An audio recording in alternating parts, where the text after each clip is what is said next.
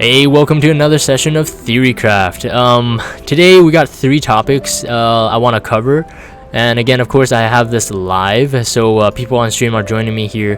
And of course, for those of you watching this later on YouTube, join in the discussion in the comments. I think this one's gonna be a fiery one, so this is gonna be a really big debatable topic, and I'm not gonna really take sides. I'm gonna give you guys my thoughts on it, and basically it's talking about the unit of choice tickets on global. This is, I think, a big hot news item right now, and we have yet to see the repercussions of Gumi's decision making for the unit of choice. Obviously, I think from what I've seen, and even in my YouTube comments alone, there have been a lot of salty comments on it. And as much as you guys know what I think about it, I've been mentioning it in the past couple of videos. I will repeat them again in this Theorycraft. And so we're going to talk about the unit of choice today. We're going to talk about dangerous teenage boy from YouTube asked about a Xenogears collab, like, if you're a free-to-play player, if that collab comes to global, should they start saving now? And then the very last thing is we're going to talk about one more week of CG Hyoh and also Dragon Quest collab.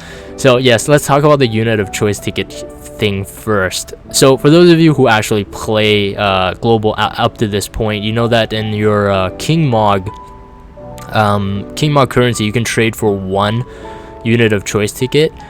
Now that has led to the fire being started in the community. In JP, I think the first time the unit of choice tickets were available in the King Mog, it was 2 unit of choice tickets that you can get.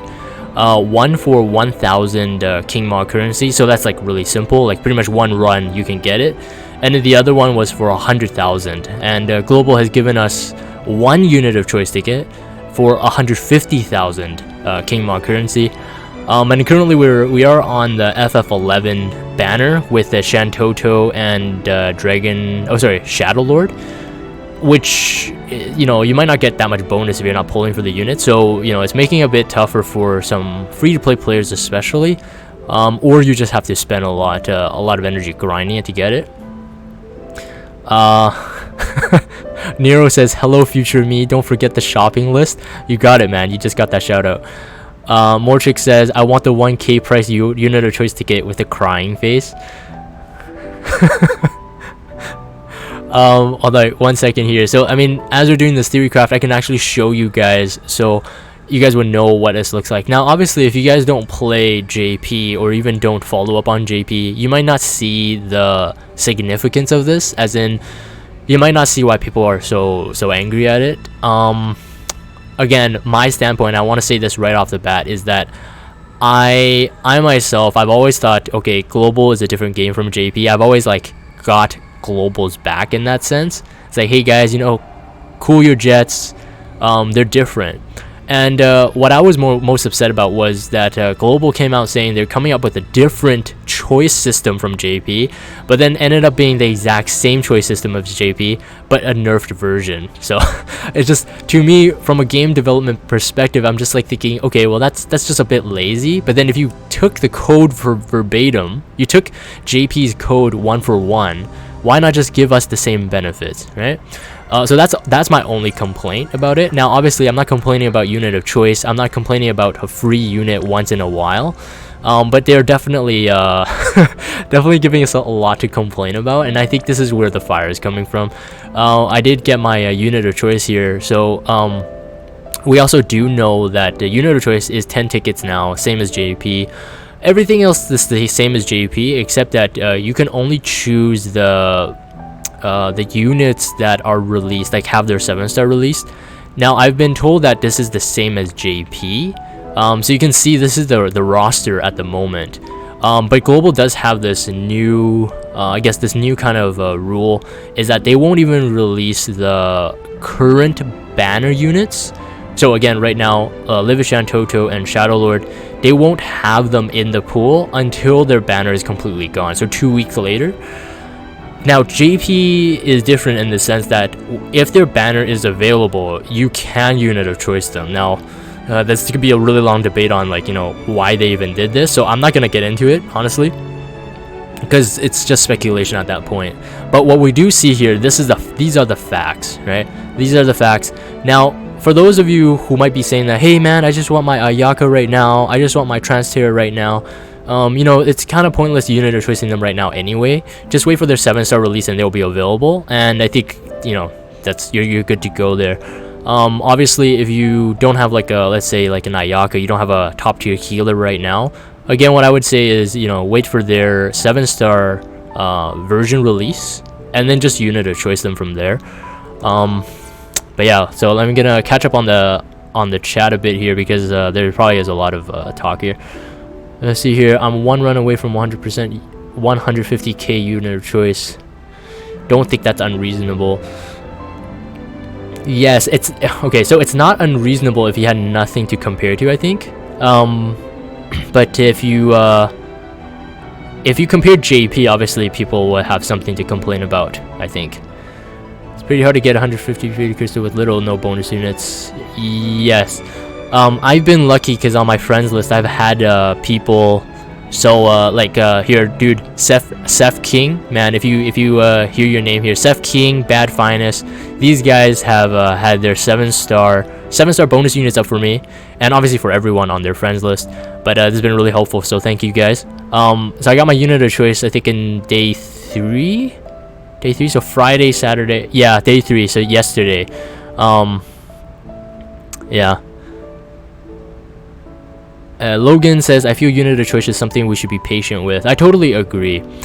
Another thing that scared me was that if there was only one King Mog ticket per like King Mog event, like unit of choice ticket per King Mog event, it scared me to think that, okay, then people are going to get a unit of choice every 10 months, right? On average, you get about 1 King Mog event a month, pending them having a duplicate event.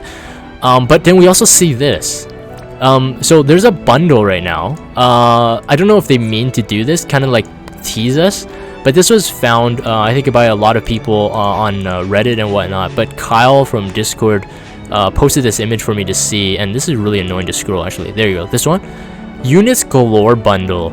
Now, this is what I was like thinking of when they were releasing the unit of choice tickets in our dailies. Like once every 2 days for these 2 weeks, we've been getting a unit of choice ticket. By the end of it, I kind of assumed that they wouldn't give it to us on any kind of free like dailies. Well, that's pending though. It's still speculation, so maybe we still don't want to get you know, too worked up. We don't know if this is a returning monthly thing. Maybe they'll give us 10 unit of choice per month. Who knows? Very unlikely, but it's still possible. So we can't just like neglect that, right? We can't just neglect that. They give it to us this month. Who's to say it's not coming back the next month? I still have to see. But we do have this as evidence. There's a little banner here, Units Galore bundle. You can see that there's a 7-star ticket there.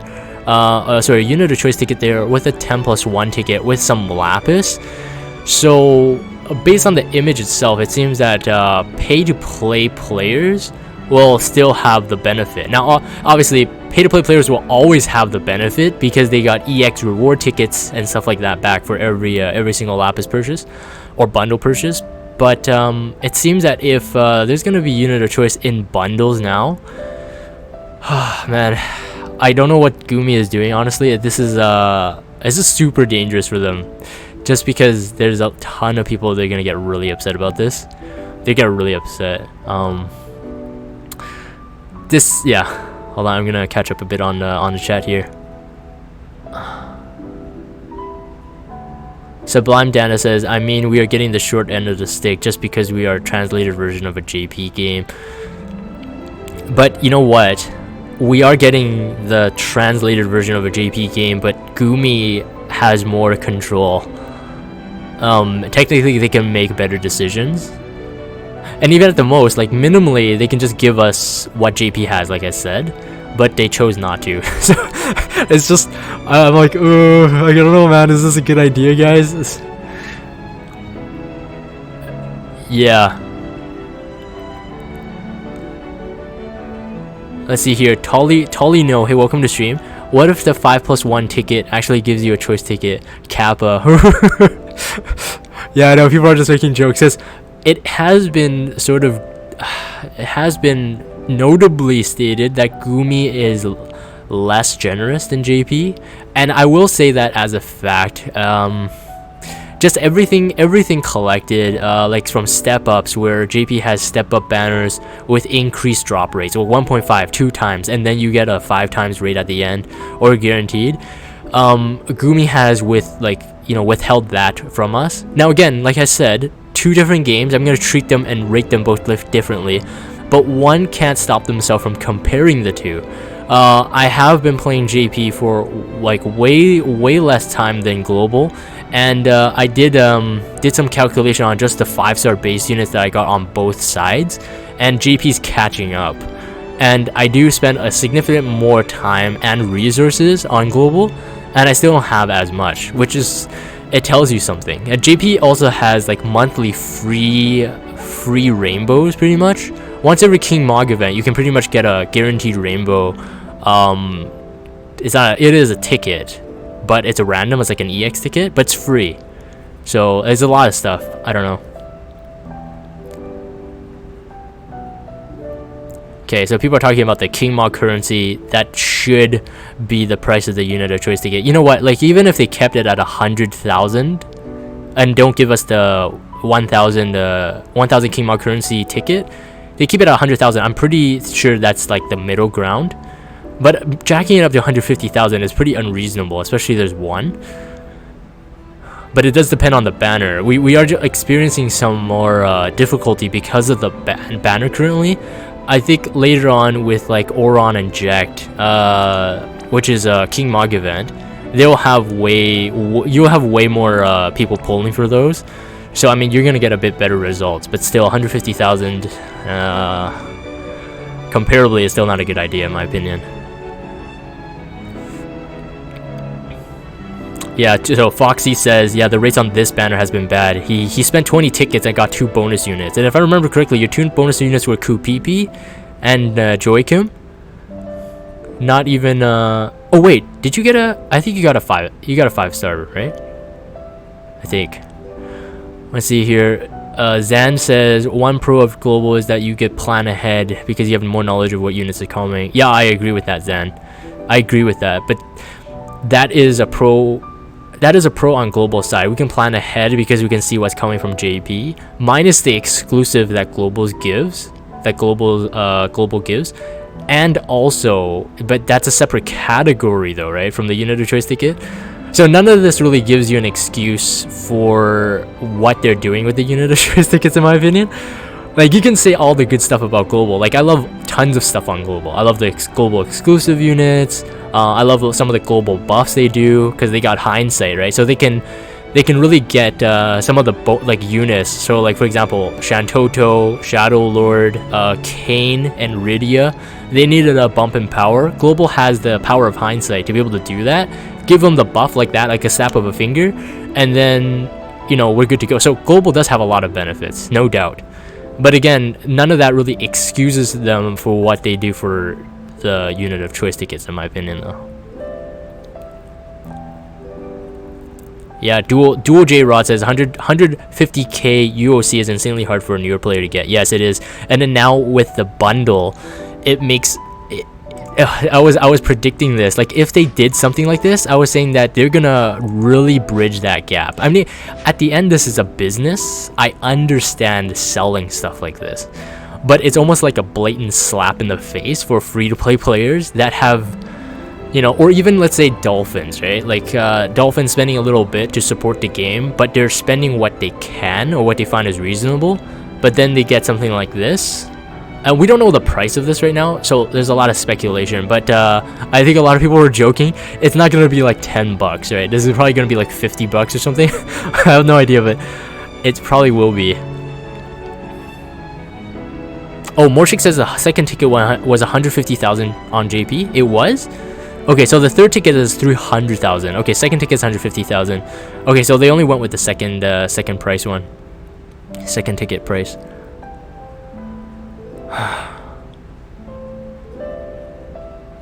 Hey Nexo, hey, thank you for the support. Haven't seen you in a while. Oh yeah, okay, so the Doppels asked a really good question. Just to add to the discussion, would the cost of the bundle matter? Would the cost of the bundle matter? She says she doesn't know if it would, but she's just throwing it out there. That's a really good, interesting, that's a really good thing to talk about. Would the cost matter? Okay, so from the free-to-play perspective, even if this bundle costs $9, I know that there are a lot of people who won't buy it just strictly because they don't want to support Gumi going forward, as in like they want Gumi to change. They want Gumi to change for the better, so they will riot by not purchasing it regardless of the price. Now here's where my debate is, my personal, is that depending on where the community is siding, I might have to decide on whether or not I want to purchase this. So basically at any point, any whale or anyone who purchases this bundle is really saying to Gumi, hey, we're okay with this, keep it up, right? And then obviously the free-to-play players will be even more angry. I have no idea where to stand on this one. Obviously, you know, you guys know how I play this game. I wouldn't mind getting another unit of choice ticket, but the way they're doing it, even I feel that this is bad. So my whole thing is I want to get rainbows. I love me some rainbows, man, but it's not that I want to spend. So my spending is for me to get rainbows. If I don't get rainbows, I get salty, right? So you guys seen tons of salty pulls as well. I don't know if the price matters, to be honest. Even if it's like $5, I think there's gonna still be people that are angry.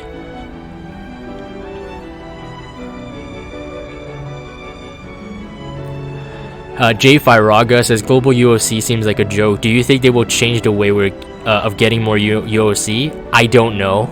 That's one of the questions I'm posing here. I think one of the things, the only thing that can save them is that they would bring unit of choice tickets back, like maybe once a month or once every 2 months, or even like let's say as rare as when they have those Fountain of Lapis subscriptions. If they bring those in dailies, I think that can settle at least. Okay, so here's the thing. I think the only way they can fix this is that either they give 2 tickets back into the King Mog event, or they somehow make up that missing ticket with either dailies or some, I don't know, some kind of like missions and whatnot. So on JP, there's also another way to get the unit of choice tickets. It's based on how many 7-star units you fuse. So if you fuse I think it's every 10 7-star units that you've owned, you get 2 unit of choice tickets. So at the end of it, you get quite a bit of unit of choice tickets, but of course that only comes once. Yes, there's a lot to be speculating about.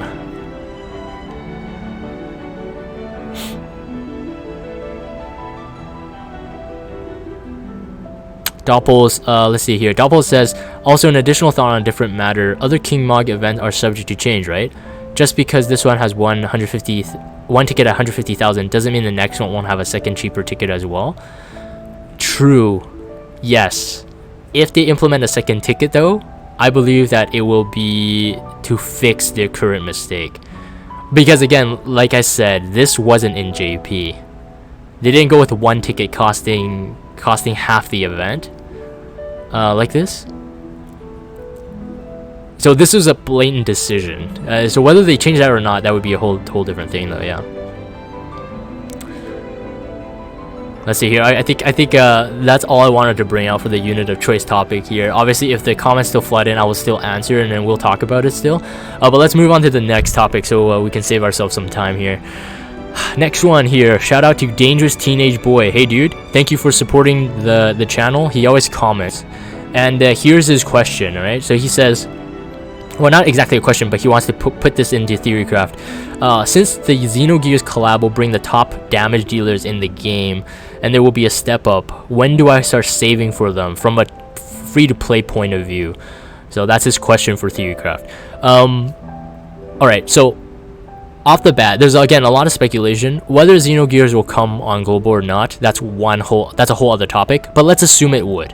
let's assume it would. If it does come, and knowing how Gumi does change the step-up banners, I would assume that we won't get anything like the JP version. So for those of you who are playing global and you're watching this episode of Theorycraft and you don't know what I'm talking about, like Xenogears and then the JP banners, I do have a couple videos in the archive where I'm pulling for JP units, pulling for the Xenogears units specifically. Now, off the top of my head, I do remember that as a regular step up, 5-step, 25,000 lapis, every single every single 5k pull you do, I think you get it's like a choice ticket. You get 2 of these choice tickets also from the raid rewards itself. So just playing the raid, you get 2 of them. You need a total of 5 of these. They're called FFBE tickets, at least on the Xenogears event. These FFBE tickets, if you collect 5 of them, you can choose one of the Xenogear banner units. Now, it seems to be the case that JP is doing that for all their collabs. They did this for Octopath Traveler as well. So you pull 1 5k equals 1 ticket, and you can pull on the step up, obviously. 25,000 lapis for step up. You get a guaranteed, I believe, at the end as well. And the Xenogears was broken up into 2 events with 2 separate banners. One featuring Bart, Faye, and Ellie, and another one featuring Maria and Saiton. So 5 total 5-star base units. Am I missing anyone? No, I didn't. And yeah, so they had that choice ticket at the end, which made getting 7-star units and also getting STMRs a lot easier, and with increased rates. Now, if that does come to global, I would assume that the FFBE ticket will not be an option. All right, but that's an assumption. Knowing that they did something like that for the 2nd anniversary campaign with all the CG units from season 2, or season 1 rather. The CG units, they had that you do 5k and you get this coin, FFBE coin, and then that coin gives you like a random drop. At the most, I think if global were to implement a system like that, it would probably be random. I don't think, based off their reputation, I don't think they're gonna give you a choice. And so, to answer that question, how much did you save from a free-to-play perspective? I have my thoughts on Xenogears banner. I think at the end of everything, I only found 2 of them to be like necessary, which is Ellie and Saiton, and then 1 to be also very good, which is Bart. The rest of the units arguably aren't as highlighted most often, but they're still really good. I wouldn't say put all your eggs into that basket though, just because right now on JP we're seeing a trend where every single banner has a unit that's better than the previous banner in terms of power. So power creep is really crazy right now in JP, and I have yet to see them slow down. I would kind of like to see them slow down a bit before we get all hyped about the Xenogears units. I think Ellie at the moment is still relevant in terms of being a Xenogear unit, but everyone else is kind of finding them. They're getting dethroned. Hold on, so I'm looking at the chat here as well. Zan says, didn't Saiton get dethroned by Axstar quite quickly? They have different kits. Saiton has more killers, right? The killers really affect Saiton's kit, and also Saiton can do more damage than Axstar in the first couple of turns. Axstar needs more turns to actually build damage over time. So they're different. The only problem with Saiton is his really only chainable move is a water elemental skill.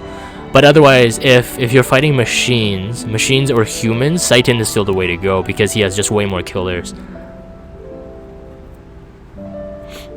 Steven Santaf 37, is Hyoh gonna have a 25k step up with him guaranteed at the end? No, I don't think so.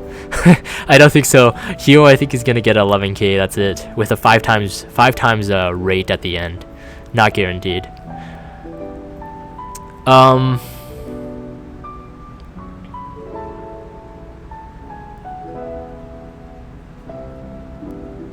Oh yeah, Doppel. Okay, so Doppel's made a good point too. Yes. For global specifically, we could get another banner with units that are comparable to Xenogears. So, in my opinion, this is why a lot of people, when they're like really hyped of Xenogears, don't get me wrong, man. I'm the guy who pulled all STMRs for all of them. All right, so I do know, you know, what is actually good on them. Like even now, if I think back, there was a couple units I wouldn't want the STMR for, honestly, but yes, at this point, like looking at where JP is going and also looking at how Global is taking their own Glex units, their exclusive units, I'm seeing that, you know, Xenogears at the time of their release, if they get released in Global, might not even be like they might not even be the best. All right, they will be good, and I think people who love Xenogears, the franchise, will still be pulling for them. And heck, if it does come to Global, I think I might pull for some as well. Probably not as crazy because I'll know what I want. But like I said, I think Gumi, if they were implementing what they had on JP into Global, they're going to change up the pulling system a bit. And so at the end, it's going to be really, really tough RNG again. So I might just be getting tons of units I don't want again.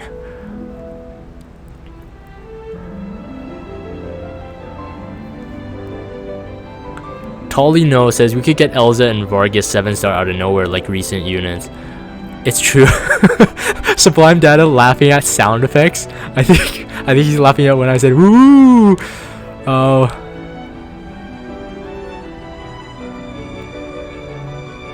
Let's see. Nexolete says maybe they should bring a new game mechanic ability to some new units so that people want the units because of that, and stop making every unit stronger than before. Yes, but that's a JP thing right now. I don't know. JP is going really crazy with power right now. Everyone has a higher damage modifier, a better LB, like more killers. It's nuts. More stackable attacks. It's crazy right now. I have yet to see JP come up with like some interesting kits. Right now, like all their kits are lending to more power. Which is why on JP I was really excited to see Aerith from Final Fantasy VII as a healer. I mean, she's the best healer, bar none. She's like the best healer.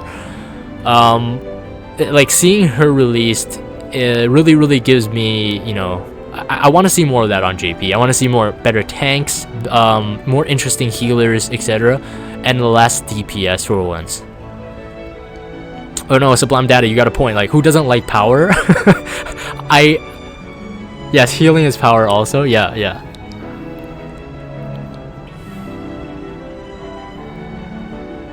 Yes, Rue711 does make a good point as well. We can't discount our own global units. We already have good buffers like Nicole Zargaboth. We have good mages like Grimlord Sakura. We have finishers like Ong, Christine. Mages are like Christine, but Ong is the finisher. And then these units should be highly ranked if they're given 7-star. Yeah, I think global won't screw up their Glex units, to be honest. That's why I'm really excited as well on that side. And so that's what I mean. By the time Xenogears, if they potentially do come to global, by the time they come, I don't think they're gonna be as game breaking. And remember, we are looking at JP from like So on JP, Zan was making that good point. On Global, we have the benefit of seeing what's coming down on JP. And for JP itself, like, we don't know, right? So a new banner is just like, wow, this is the most powerful unit. We must get it, right? That's from their perspective. They can't see the you know, the mountain. They can't see the hill over the horizon. Is that the saying? But we can on Global. We have that benefit. But again, like I said, all this could be speculation because Xenogears might not make it to Global. So I'm not really... Even if they come, I don't think I'm going to be like super excited. Yes, they're powerful. They're powerful for clearing the current meta content. But even now, like with the new JP trials, they're even falling a bit under the meta. Like they lack some power to complete some of the missions in the new trials, I think. But they were fun. They were fun to play with, like going to Bloody Moon, like one-shotting Bloody Moon with just one LE, etc. Yes, but then you can do that with really anything, right? Just look at what we've gotten for the past couple months here. We got Rico. Rico can clear Marlboro, like if Marlboro was made from butter, right? Deus Ex units cleared. Was it Dyer did his two 7-star Viktor Marchenko, killed Anatola within I think 6 or 7 turns. It's like we're already getting that, right? Current release banner units already like clearing current trials. So when Xenogears comes, they will seem powerful because you're fighting stuff backwards. But when Xenogears was released, they cleared all the content no problem. But that's just normal. I would say that's called normal meta. But right now they're having a trouble fighting the new stuff here.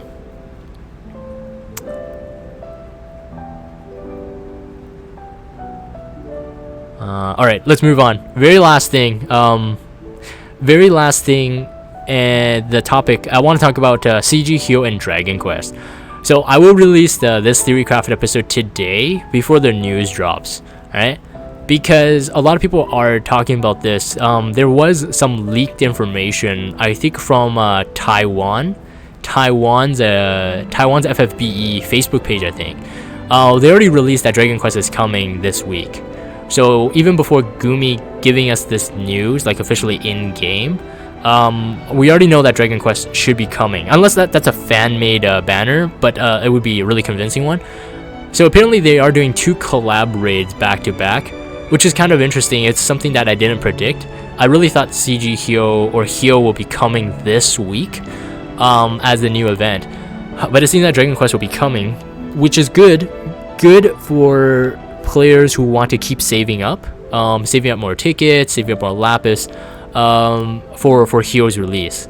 And I think a lot of people have been kind of saving their tickets and lapis from this current FF11 banner just because of Hyoh. But yeah, so it's good and bad news. Bad news for those who have been waiting for Hyoh for like, I don't know, months. He'll come, guys. He'll come. And when he's here, we're gonna have fun for sure. But yes, I think it's gonna be Dragon Quest next.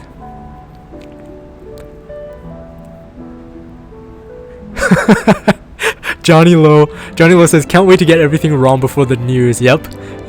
I'm going out on a limb here, man. I'm risking my neck to say we're gonna get Dragon Quest, guys, and then it might not be Dragon Quest. Either way, there's no loss, because if it's not Dragon Quest, I think it's gonna be Hyoh. But I really do think it's gonna be Dragon Quest. Taiwan gets their news released earlier than we do in North America, and I believe in Europe too. Yes, they did say at E3 that Dragon Quest was coming this month. You're right. So one thing about this Dragon Quest event though is that it's a raid event, guys. And from what I know is that you can get the TMR Moogles from the previous Dragon Quest event as well. So like Golem, Killing Machine, with that Machine Killer sword and stuff, I think you can get their raid Moogles. If someone knows on the stream chat here, that'd be great. But I think so. But if there isn't, I mean, don't worry about it. Pull a couple. I think for this Dragon Quest banner, I'm gonna be pulling a couple. Again, the limited time units. I don't have a Dragon Lord, so I don't think I'm gonna be pulling for him. He's gonna be a crazy finisher.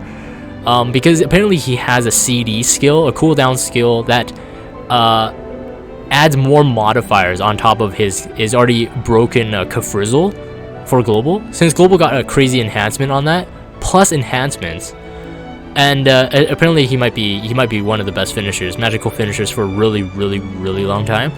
I don't think I'll be chasing for him though, just because I didn't get him in the first event. But I think I'm going to be pulling a couple of the 4 stars, and I'll see what I need. But mostly, if we could get the Moogles from the raids, that's probably what I'm going to be going for. Really, it's a TMR banner for me.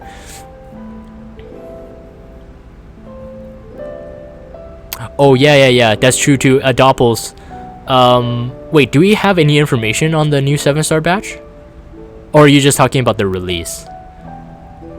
Like, I don't think we know who's coming, right? Okay, so Foxy says you can get all the old DQ units mogs. Thank you for the confirmation, dude. Yeah, so for those of you out there listening to this voice, yes, you can get all the Moogles if Global doesn't change anything. It's gonna be like one of the things I always have to add at the end of every sentence I make. If Global doesn't do this, if Global doesn't do this. Let's see here.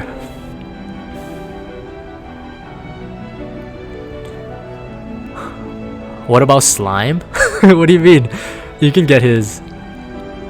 Okay, yeah. So Doppels is saying about the release time. So yes, another suspicion I think would be that we might expect a new 7-star batch this week. Has been a month, right? Has it been a proper month already?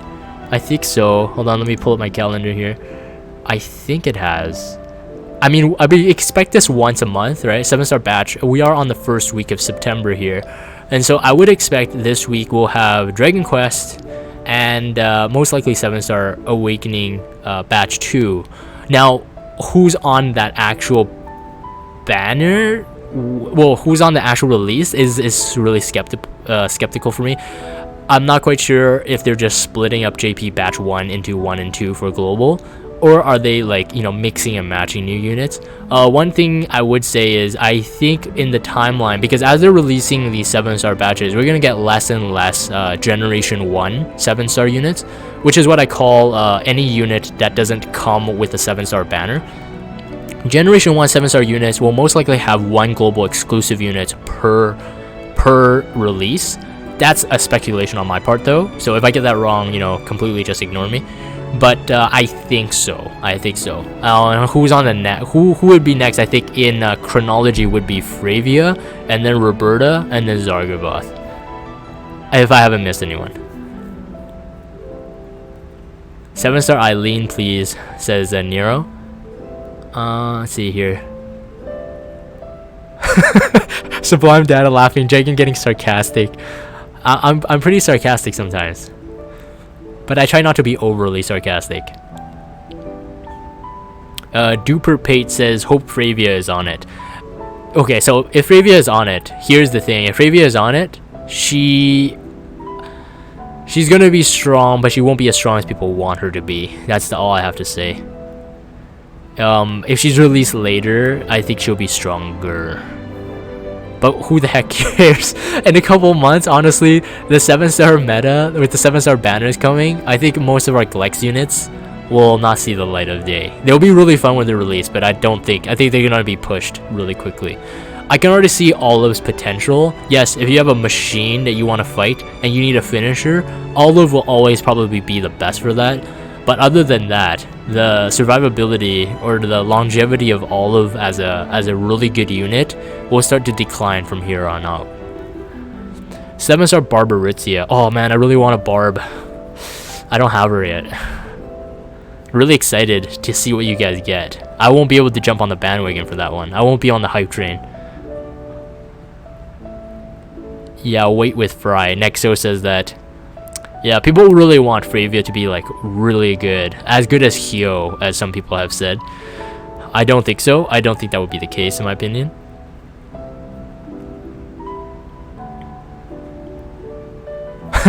Nero, actually we should get the Madame from Madame's Manor. She's not even released on JP, man. She'll be the next game-breaking unit.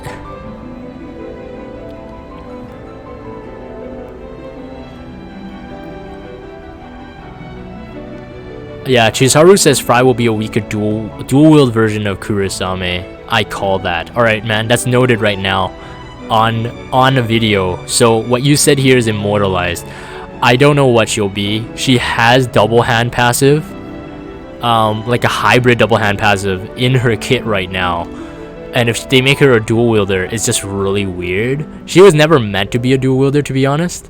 But at the same time, if she doesn't have a two-handed weapon as her TMR, it really sets her back because she'll need her TMR to have the trust master trust ability, but then she has double hand passives. It's obviously they designed her before 7 stars. It's really obvious. So how they'll make her good is something that I'm really interested in for sure.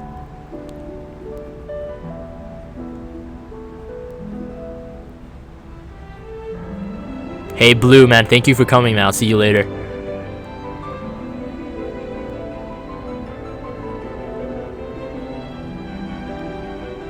Chizaru says, just look at Nalu.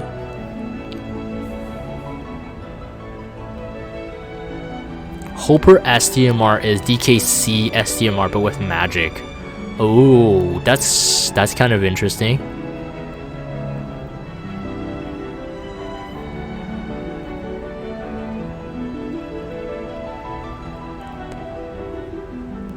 Yeah, so J5 Raga says, if Fry isn't the next global exclusive unit to get a 7-star, who would be next then? I think Roberta would be next, to be honest. Out of all the Collect units, I think Roberta would be next.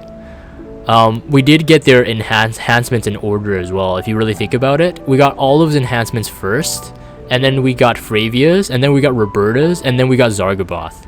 Zargaboth, I think, was the latest one. Out of these 4, I mean. So I think Fravia will be... I'm 90% sure she will be the next Collect unit to get a 7-star. Let's see here. We're gonna wrap this up.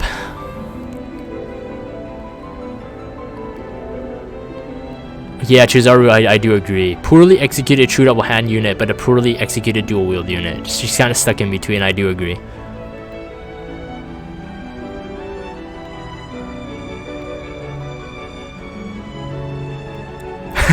Zan says, don't leave us.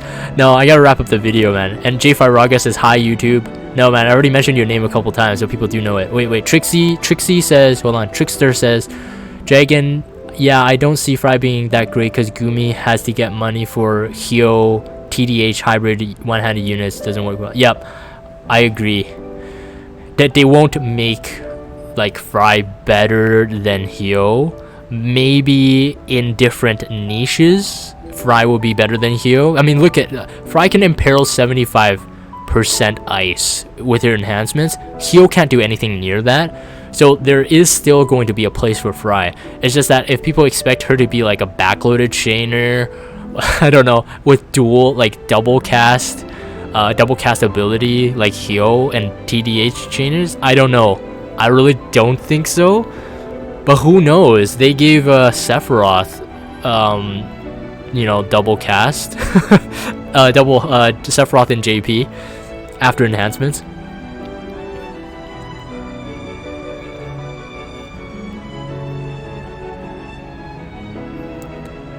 Hyoh does 60% Imperial?